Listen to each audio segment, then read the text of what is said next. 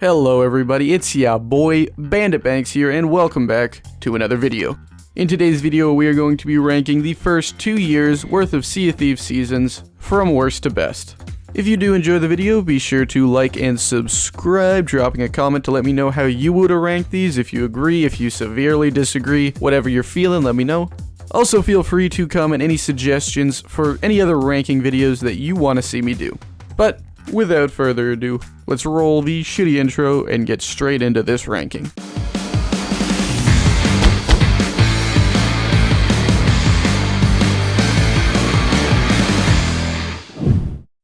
Coming in 8th place as the worst overall season, we've got Season 1. Now yes, this season did introduce seasons, so there has to be a little bit of credit there, but other than that, there wasn't a whole lot going on in this season. We got a new Merchant Alliance voyage with the Lost Shipment voyages, and that was really about it.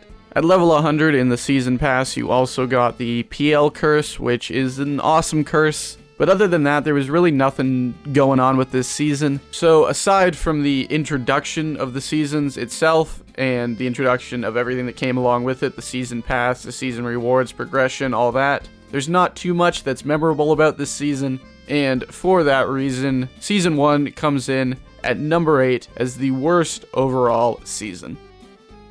Coming in 7th place as the second worst season, we have Season 4. Following up Season 3 was definitely a hard task, and they definitely fell a little bit short here with Season 4. Season 4 saw the introduction of the Sunken Kingdom and everything that comes along with that.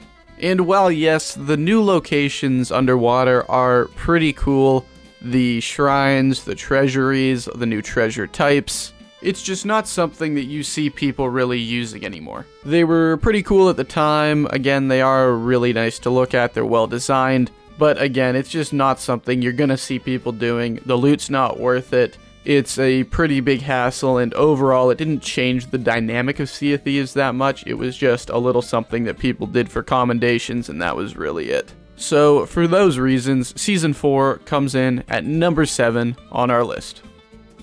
Coming in at number 6, we've got Season 6. Season 6 saw the introduction of the sea forts located around the Sea of Thieves.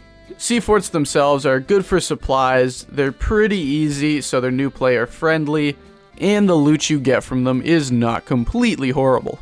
Season 6 was also the season where the arena was closed, making me almost put this season at the 7th spot instead of the 6th. However, the Legend of the Veil voyages that came halfway through this season saved this season's ass. Athena's fortune was in desperate need of a new voyage, and the Legend of the Veil voyages did not disappoint. They are very well designed, the loot you get from them's good, they're actually very interesting, and you still see lots of players working on them today. So, for all these reasons, Season 6 comes in at number 6 on our rankings. Just making it into the top 5, we have Season 2. Season 2 mainly saw the introduction of the Fort of Fortune world event, along with resource crates and commodity trading. The Fort of Fortune was a desperately needed world event that revived PvP in the Sea of Thieves community. The feeling when this dropped and the PvP and the battles you got into was similar to battles you would get into at launch over regular forts. It brought back that energy, and it was something that the Sea of Thieves really needed at that time. This season also introduced the ability to buy resource crates to help supply up your ship faster, which was a massive convenience, as well as commodity trading, which, if we're gonna be honest, when it first came out was awesome. You could make a ton of money doing it, but since they nerfed it, it has become less and less common as a go-to way to level up your merchant and make money. So, for all those reasons, I decided to put Season 2 at the number 5 spot on our list. Coming in at number 4, we have Season 5. Season 5 added a ton of smaller things rather than one or two massive things like in other seasons. This season included burying treasure, fireworks, the ability to sit down and sleep, whispering, cannon rowboats, new shanties, ammo pouches being dropped by enemies, being able to quickly transfer things between storage crates and barrels, as well as a ton of other small little features. In short, Season 5 was a massive quality of life update, adding a ton of features that players still use in the game every day to this day. And yes, while some of the features such as the buried treasure maps and quest board ended up pretty much completely flopping, the continued use of pretty much all of the features added in this update and the lasting impact that it has had on the Sea of Thieves is what gives Season 5 the number 4 spot. Coming in as the third best overall season, we've got Season 3.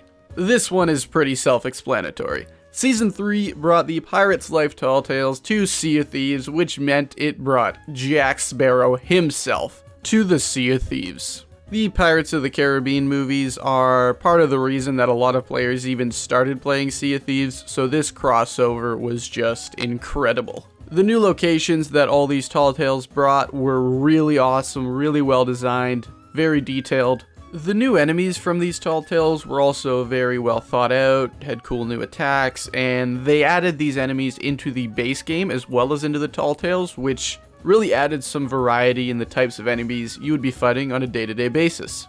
As amazing as this update is, I'm sure this is a lot of people's number 1.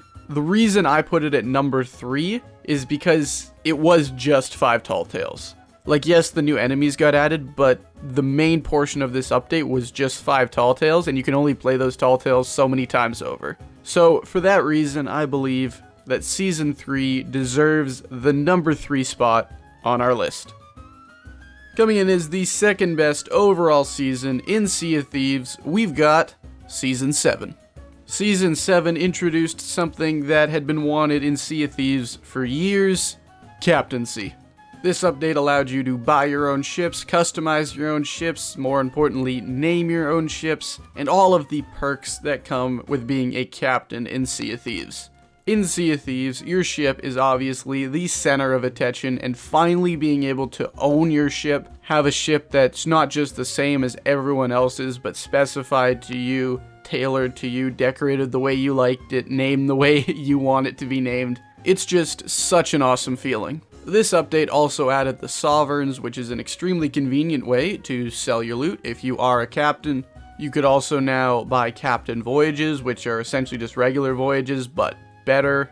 You can buy captain supplies, which makes supplying your ship up easier.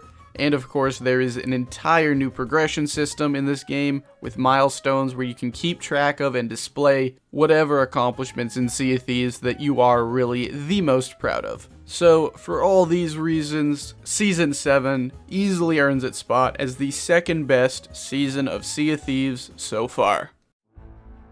And finally, we've reached the top of the list, the best season of Sea of Thieves so far. We have Season 8. Season 8 really did add so much to the game that the game has been in need of for a long time, and I think it's going to be one of the longest lasting and most impactful updates in Sea of Thieves ever. Now, granted, I am coming at this from a PvP perspective, so I might be a bit biased, but hear me out. Season 8 added PvP on demand, as well as 2 new factions that are just for PvP. And I think this update really appeals to all sides of the community.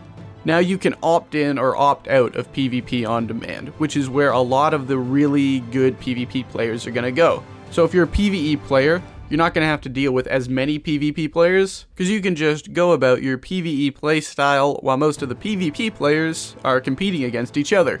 If you love PvP and PvE, you can opt into PvP on demand and just get invaded as you're doing your PvE playstyle, getting you the best of both worlds. And of course, if you are just a PvP player, you can go on the offensive and go after other players who also want PvP. This update, I think, really covers the entire player base, helping PvE players not have to deal with as much PvP and giving PvP players stuff they've been asking for a long time, with specific factions, awesome rewards that just come from PvP, and a way to get into more fights more quickly. So, for those reasons, I believe that Season 8 is the best of the first 8 seasons of Sea of Thieves. And with that, that just about wraps up our ranking. Thank you guys very much for stopping by. Be sure to let me know down below in the comments what you think, how you would rank the seasons, if you agree with me, if you think I'm completely wrong. Just let me know your thought process down below, as I'm curious to see how the rest of the community would rank the seasons. But with that, it's been your boy Bandit Banks. I appreciate you guys stopping by, and I will catch you all in the next one.